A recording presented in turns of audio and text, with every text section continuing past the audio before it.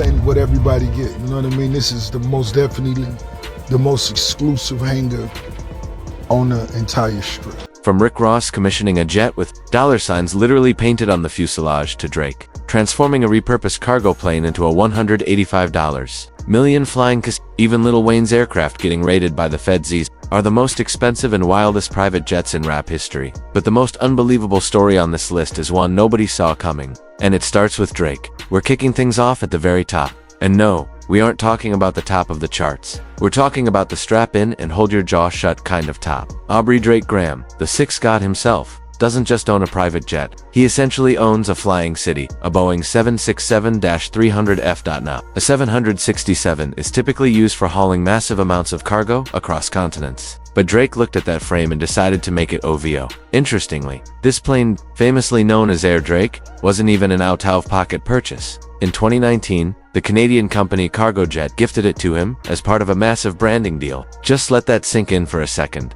A gifted Boeing 767. But the gift was only the beginning. After all the custom upgrades, this aircraft is now valued at $185 million. That is $185 million for a plane that literally used to carry cardboard boxes. The exterior is essentially an art installation that happens to fly. It features a sky blue cloud motif designed by the late Virgil Abloh, one of fashion's most iconic creative minds, complete with the OVO OWL logo and a slogan that reads, "If you're reading this, we left." That isn't just a plane, it's a statement that once you step inside, your entire concept of what's possible within a flying metal tube immediately collapses. The interior boasts 3 private bedroom suites featuring king-sized beds, mirrored walls, and flat-screen TVs. There is a legitimate movie theater for mid-flight screenings and a business lounge, because apparently, Drake is busy closing deals somewhere over the Atlantic. Then you reach the main lounge, and honestly, this is where things get genuinely unhinged. Main lounge, custom Vava pillows, fur seats, both fur, so nobody get too worked up. We decided to make it like more luxurious, warmer. We're talking faux fur seats, custom OVO pillows, and a stake-branded gambling center fully stocked with chips and cards. The 2025 renovations shifted the entire vibe from bold and pink to something warmer and more imposing. Think purple LED lighting, gold accents, and velvet couches, materials that belong in a Monaco suite, not a converted cargo hold cruising over the Atlantic. The jet comfortably seats up to 45 people, still has plenty of cargo space for tour gear, and quite honestly, screams sixth god from every angle. It's not just transportation, it's a flying album rollout. It's a mobile stage, a casino, and a palace all crammed into one aircraft that legally shouldn't be this cool. Of course. All that flash attracts plenty of heat. Environmentalists have been vocal about the massive carbon footprint of using a jet this size for personal travel, and social media never misses a chance to grill him for it. In the ongoing conversation about celebrity excess and wealth gaps, Air Drake is always Exhibit A yet. The plane flies on unbothered, which is a very Drake way to handle it. From the clouds above Toronto to a very different kind of empire. Our next entry belongs to a rapper whose jet didn't just make headlines for being extraordinary. It recently sparked one of the loudest and most awkward debates about celebrity privilege we've seen in a while. We're talking about Travis Scott. If Drake's plane is a flying palace, then Travis Scott's Embraer is a nightclub that figured out how to take off. This started as an Embraer ERJ-190 Lineage 1000, originally a standard commercial jet designed for regular passengers on routine flights. But it's been completely transformed into a $72 million personal playground. Spending $72 million on what used to be a commuter plane shows that the upgrade culture in hip-hop is truly on another level. The exterior sets the mood right away, featuring a custom livery that costs $30,000 alone. Filled with sleek lines and nods to the Astroworld aesthetic, Scott doesn't just put a logo on a jet. He themes the entire interior. The cabin is divided into different zones for different vibes. Club-style seating for that relaxed, low-profile, lean, and proper dining areas that are a world away from your typical tray-table setup. It features high-end entertainment systems with massive screens and professional-grade audio. With high-speed Wi-Fi and an ultra-long range of up to 4,500 nautical miles, he can fly from New York to London without stopping for fuel once.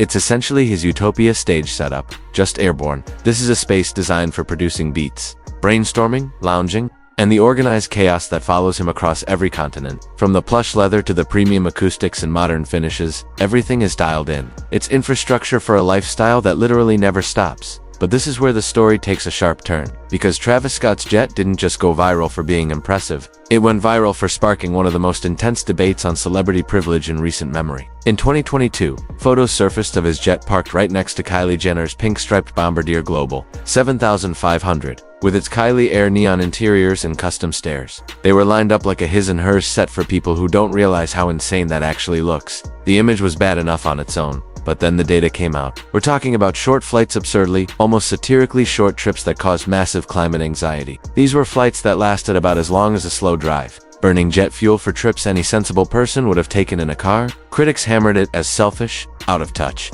and a disgusting display of materialistic excess. And those were the polite takes. All of this unfolded in the shadow of Astroworld, a moment that had already severely damaged Scott's public image, making the optics of the twin jets feel even more brutal. Rumors of a second jet in 2025 only added fuel to an already roaring fire. The plane became a symbol not just of massive success, but of the widening gap between the ultra-wealthy and everyone else just trying to get by. Whether that's a fair critique is a separate debate. But what isn't debatable is that the jet is spectacular and the drama surrounding it is equally intense, just for very different reasons. Speaking of keeping things on the quieter, more under the radar end of the private jet spectrum, our next entry belongs to a man who built an entire empire from a trailer park and chooses to move through the world in a machine that whispers rather than shouts. That's Eminem. Throughout his entire career, there is one word that has never been associated with him: flashy. Marshall Mathers has always been the anti-brag, raw, private, and intensely protective of his personal life. So, when you learn he owns a Gulfstream G650ER, one of the most technically advanced private aircraft ever built,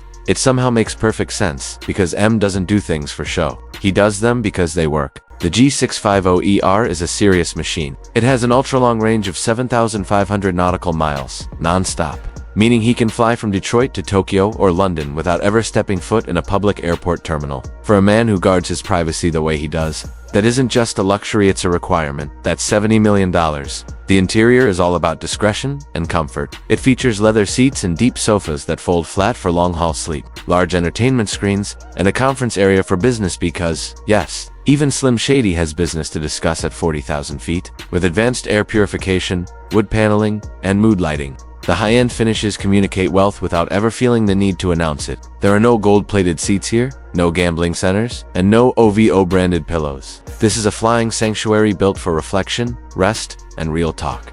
He's probably riding bars somewhere over the Pacific. The drama here is blessedly minimal. Occasionally, old stories resurface, whispers of fans tracking his flight, or a reported airport incident in Melbourne back in 2019 that briefly fed the tabloids before fading away. But there are no federal raids, no fake purchases, and no petty beef involving fighter jets. It's just a man and his $70 million aircraft moving quietly through global airspace while the rest of the industry announces every departure like a press release. If Eminem represents the gold standard of private jet discretion, our next entry shows what happens when that discretion is completely swallowed, consumed by controversy, conviction, and one of the most staggering falls from grace in music history.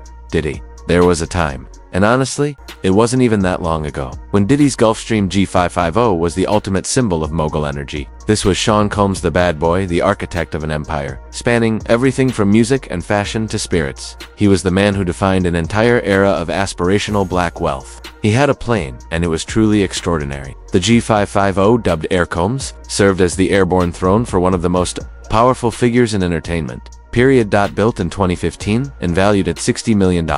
This machine boasted intercontinental range, seating for 16, sleeping arrangements for 6, and a full galley kitchen, not just a snack shelf. We're talking a proper kitchen, premium entertainment, high-speed Wi-Fi, and conference setups designed for making major deals mid. The matte black exterior screamed power, while the beige leather interior leaned into an old money aesthetic. Even the custom stairs, which read Combs Air, made it clear he knew exactly who he was. First time in this thing.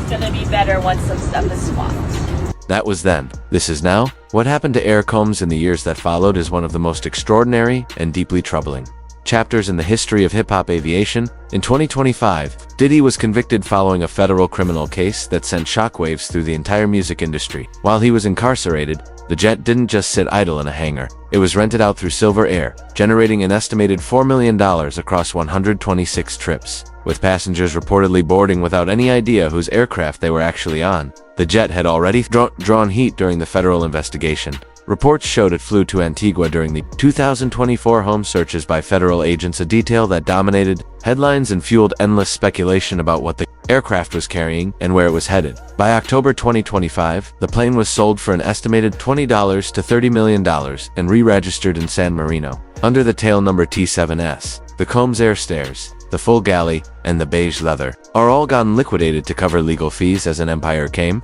apart at every seam. The G550 went from being a monument to hip-hop success to a cautionary tale about how quickly life's entire architecture can collapse. The plane that once carried one of the most powerful men in music across the globe now belongs to someone else entirely. From the jaw-dropping fall of one icon, we move to the completely fabricated rise of another. This next story isn't about what a rapper actually owns. It's about what a rapper claimed to own, got caught lying about, and somehow almost impressively survived the embarrassment. Anyway, Soulja Boy DeAndre Way walked into 2011 with the energy of a man who had zero concerns about accountability. None, he announced with total confidence, and absolutely no receipts. That he had purchased a Gulfstream G550 for $55 million as a birthday gift to himself. $55 million. Happy birthday, Soulja, you played yourself. And the internet caught fire. This was 2011, an era where hip-hop bravado was first colliding with early social media in ways that hadn't been fully stress-tested yet. The headlines went wild, and for a brief, dazzling window, the story topped Yahoo searches. Soulja Boy became the center of every conversation regarding rap, wealth, ambition, and self-gifting on a generational scale. He had the entire internet in a chokehold until his own representative walked the whole thing back. His spokesperson called the entire story grossly exaggerated, which is honestly the most diplomatic way anyone has ever said. This was a lie. The G550, the $55 million price tag, the birthday gift narrative, none of which was real, or at least not in the way it was presented. What makes this story richer than it has any right to be is the pattern. Soulja had already built a reputation for, shall we say, embellishing his circumstances. From a rented penthouse posed as a purchase, to claims of being the first rapper to do everything. The jet story wasn't an accident. It was the logical conclusion of a young man who achieved genuine, unprecedented success very early and was still figuring out where flexing ends and fabricating begins. The internet clowned him immediately, and his peers threw plenty of shade. Critics began connecting the dots between the jet story and a hip-hop hype culture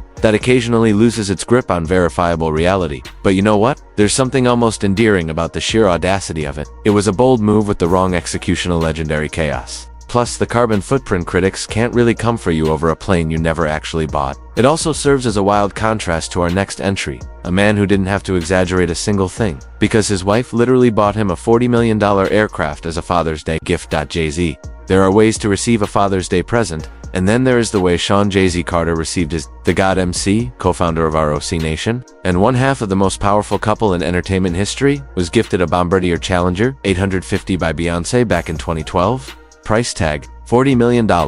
While the rest of us were getting ties and breakfast in bed, Jay-Z got a transcontinental aircraft. The game just isn't fair. The Challenger 850 is built for a life that doesn't slow down for geography. The exterior features a subtle S. Carter, monogram intentional, quietly powerful, and classic HAV. There's no loud branding or dollar signs on the fuselage, just initials. Because when you're Jay-Z, the monogram says enough. Inside, it's a sky-high penthouse. We're talking a master bedroom with a king-sized bed designed for safety and premium sleep, because Jay's rest is quite literally an investment. It also features 2 full bathrooms stocked with high-end amenities and a fully equipped kitchen for mid-flight meals that are definitely not airline food. Then you have the living room, which accommodates up to 16 people in plush, ergonomic leather seats that can recline completely flat. These come with adjustable headrests, footrests, and customizable zones designed for either focused work or total relaxation. The color palette cream brown, gold, black, and white is elegant, restrained, and timeless. It really captures that flying restaurant vibe, perfect for dining, lounging, or handling impromptu business deals across different time zones. It radiates pure power couple, energy pure billionaire status. The jet has been spotted everywhere, from Super Bowls and global tours to family vacations and business trips. It's essentially a flying extension of a lifestyle that exists in its own atmosphere, both literally and figuratively. However, even a jet like this faces criticism. Reports of short repositioning flights, like a 12-minute trip that burned 354 liters of fuel and released nearly a ton of CO2, sparked a significant backlash. Reddit users didn't hold back, and critics pointed to it as the ultimate example of being out of touch. Next, you have a man who built his entire reputation on the hustle from nothing narrative, yet now burns as much carbon as a family car does in an entire year just for the sake of a short, convenient flight. Whether that public outrage is justified or simply the inevitable consequence of extreme wealth is for you to decide. What can't be argued, however, is that the Challenger 850 is a magnificent machine. The standard Beyoncé set for gift-giving is truly on another level, and Jay-Z continues to win, moving from one incredible aircraft to the next. Our next entry is packed with rat beef, a reported crash, an emergency landing, and a G550 that somehow got caught in the middle of one of 2024's most entertaining feuds. That brings us to Rick Ross William Leonard Roberts II, the biggest boss himself. Ross, the man who literally swapped letters in his name for dollar signs, spent months searching for the perfect plane before finally choosing a D-12 Gulfstream G550 in 2023. It took months because when you're Rick Ross, you don't rush the purchase of a flying mansion. You wait, you evaluate, and you make sure the jet is worthy of carrying your Louis Vuitton luggage to the hangar. You take your time. The exterior is instantly and unmistakably Ross. A two-tone gloss black and pearl gold paint job. Rick Ross is scripted in highly reflective gold, with the S characters replaced by dollar signs along the fuselage. And biggest boss etched right onto the engines. It's a subtle flex that you'd only notice if you were standing right next to the aircraft. Even the tail number, N33055, is a deliberate nod to Miami's area code and zip code, because even at 40,000 feet, Ross is representing his roots. Inside, the jet was completely overhauled by Duncan Aviation to mirror the feel of a G600 Gulfstream's newer, even pricier model. The interior features beige and tan tones with sharp red accents, staying true to Ross' signature style. It seats 17 to 18 passengers in ultra-plush leather, complete with custom Louis Vuitton blankets crafted from authentic fabric. With a state-of-the-art galley and automated features for seamless travel, the entire setup is less of a vehicle and more of a full-scale experience. This ain't what everybody get, you know what I mean? This is the most definitely the most exclusive hangar on the entire strip. Ross has showcased the aircraft in Hope Jets magazine and shared various social media tours, making it crystal clear that this jet is strictly for his family and inner circle. No chartering and no strangers. You have to earn your seat, which is perfectly on brand for a man who has always treated access like currency. But then the beef with Drake escalated, and the jet was pulled right into the middle of it. Ross took shots at Drake's aircraft in his diss tracks, mocking the old plane angle and acting as if the age and size of a 767 were somehow weakness, which, for the record, they are not. Then, in one of the more surreal moments of an already chaotic feud, Ross claimed Drake's F-16 fighter jet actually shot his plane down following an incident in Texas. Fighter jets, aerial warfare, and the hip-hop news cycle, it was wild. However, the FAA told a very different story. According to them, the left landing gear simply got stuck in the grass while taxiing. There were no shots fired and no enemy aircraft. It was just a wheel and some turf. By the time that correction actually surfaced, the internet had already fully committed to the narrative of aerial warfare. It spawned endless memes and counterclaims, turning a simple taxiing mishap into a massive news cycle that felt like an act of war. In the most unexpected way, is just extremely Rick Ross. From beefs that turned minor accidents into war stories, we moved to an artist whose jet story actually went federal. What was found on board this next aircraft went way beyond a wheel, stuck in the grass. Lil Wayne. Michael Carter Jr. has never, at any point in his career, done anything that could be described as uneventful. It would be completely off-brand for his private jet story to be anything less than extraordinary. And extraordinary it is, though not always in the way you'd hope. Reports on Lil Wayne's Gulfstream have fluctuated between it being a G3 variant or having various upgrades,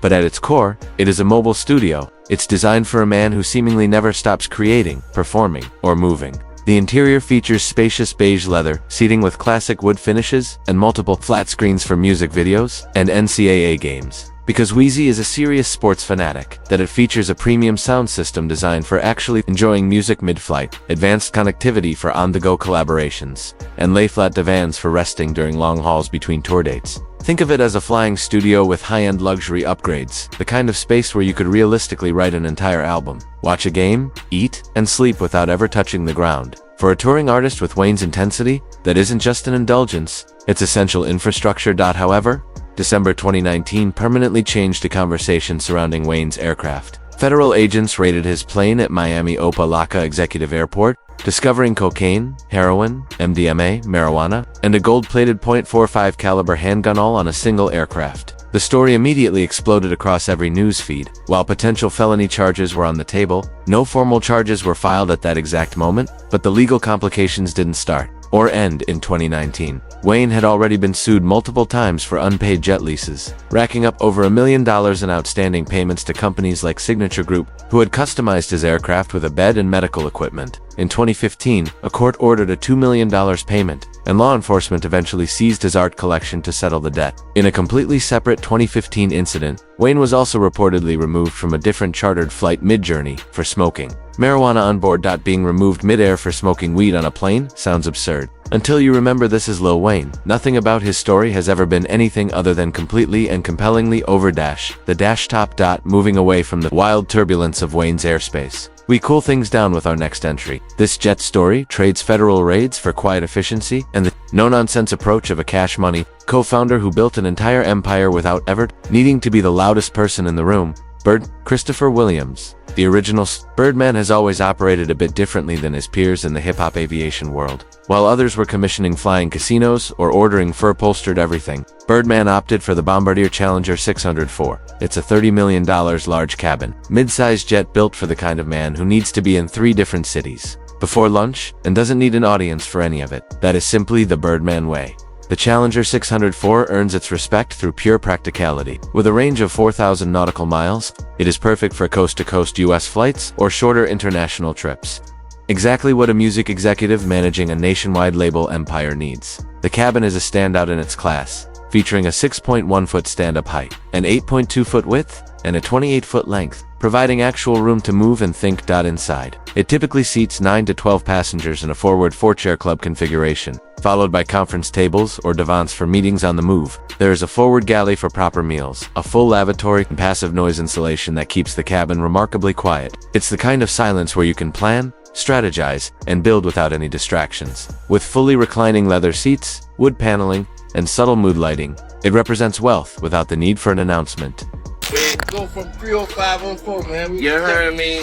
30504, man. You heard it. It is an executive suite in the sky, built for a model of efficiency. It's tight and purposeful, carrying only the people who actually need to be in the room. There are no gambling centers, no custom fur upholstery, and no dollar signs on the engines, just a serious aircraft operated by a serious businessman who has always understood that the real flex is longevity, not volume. The drama surrounding Birdman's jet is notably lighter than most others on this list. There have been no federal raids, no fabricated purchase announcements, and no rap beefs involving taxiing incidents. While the environmental critiques that follow all private jet owners still apply, and his past financial disputes in the music industry cast an indirect shadow over the extravagance, the Challenger 604 mostly just does its job. It quietly carries one of Cash Money's founding architects from place to place, far above the noise. Finally, moving from the veteran mogul who keeps things under wraps, we land on our last entry. This is a man who turned rap, acting, and the Fast and Furious franchise into one of the most diversified portfolios in entertainment,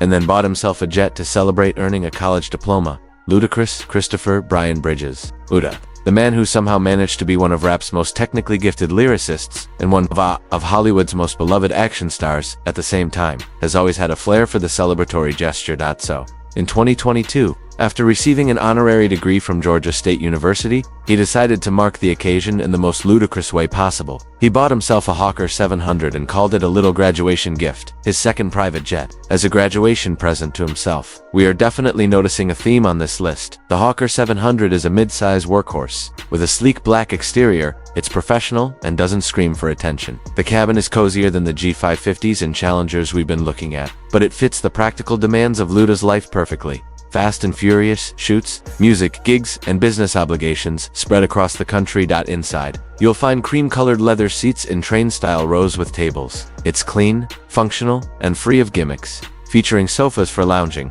a TV for entertainment, and a minibar or galley for snacks and drinks. It's comfortable, capable, and built for someone whose schedule never stops moving. Oh, that's hysterical. Moving on up To a deluxe apartment in the sky. Oh, moving on. There is something uniquely authentic about Ludacris's jet story that you don't often see on this list. Between the Georgia State gear and that massive grin, his tour of the plane feels like a man who genuinely cannot believe how far he's come. It doesn't feel like a performance or a stunt for content. He's just authentically hyped about his life. That kind of sincerity is rare in the world of celebrity aviation flexes, and it really hits differently now. There is some controversy regarding the price. Analysts have pointed out that since the Hawker 700 is an older model, it typically trades significantly below the $20 million headline, leading some to call it another example of celebrity wealth exaggeration. His claims about having a pilot's license also generate excitement, but have raised authenticity questions within aviation circles. Plus, the debates over the environmental impact of short flights apply here just as much as they do to everyone else on this list. But here's what isn't up for debate.